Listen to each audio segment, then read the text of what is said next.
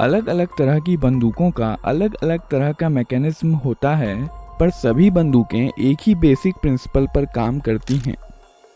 Fully automatic बंदूकों से अलग, जो कि लगातार फायर कर सकती हैं, सेमी ऑटोमेटिक बंदूकें एक बार ट्रिगर दबाने पर एक ही राउंड फायर करती हैं।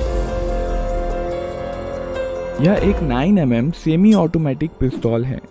इस वीडियो में हम देखेंगे कि सेमी ऑटोमेटिक हैंडगन्स और पिस्तौलें कैसे काम करती हैं।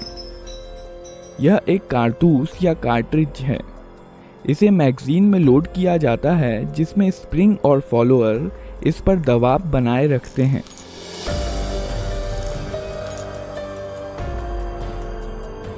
मैगजीन का डिज़ाइन कुछ इस प्रकार का होता है कि कारतूस आगे स्लाइड होकर ही बाहर आ सकता है। इस मैगजीन को बंदूक में रखा जाता है।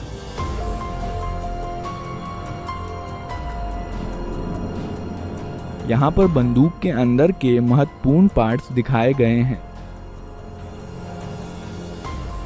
बंदूक को पहली बार फायर करने के लिए रिकॉइल स्प्रिंग के अगेंस्ट स्लाइडर को हाथ से पीछे खींचा जाता है। इसके कारण कई चीज़ें एक साथ होती हैं, जिन्हें हम एक एक करके देखेंगे। स्लाइडर के मूवमेंट के कारण हैमर पीछे आता है। यह हैमर स्ट्रट के जरिए मेन स्प्रिंग से जुड़ा होता है और इसलिए मेन स्प्रिंग को दबा देता है।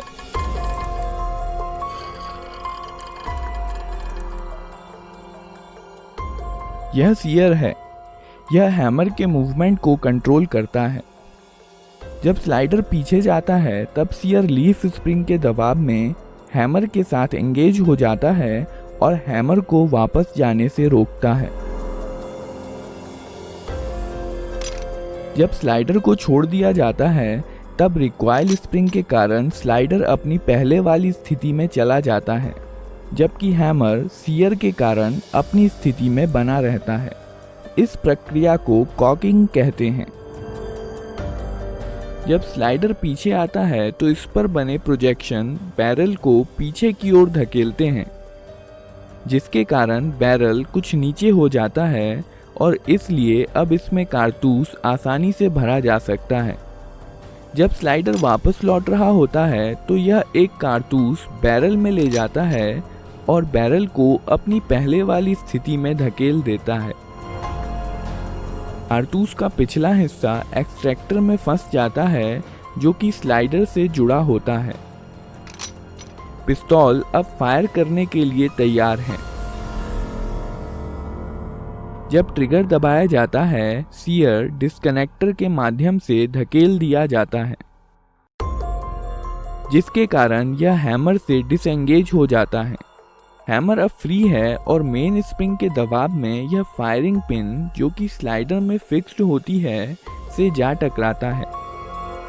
बदले में यह फायरिंग पिन कारतूस के प्राइमर पर स्ट्राइक करती है।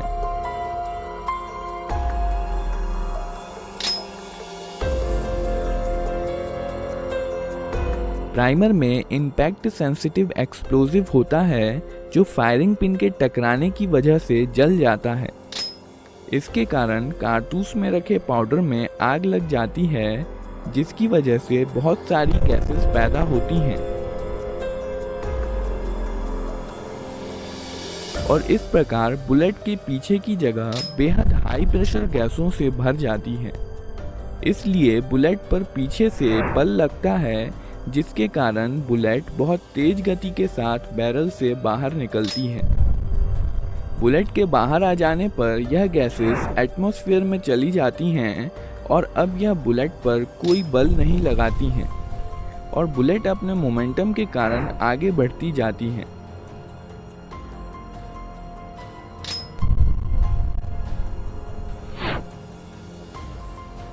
बैरल में कुछ लकीरें और खांचे बने होते हैं, जो आगे बढ़ते समय बुलेट को स्थिरता के लिए घुमा देते हैं।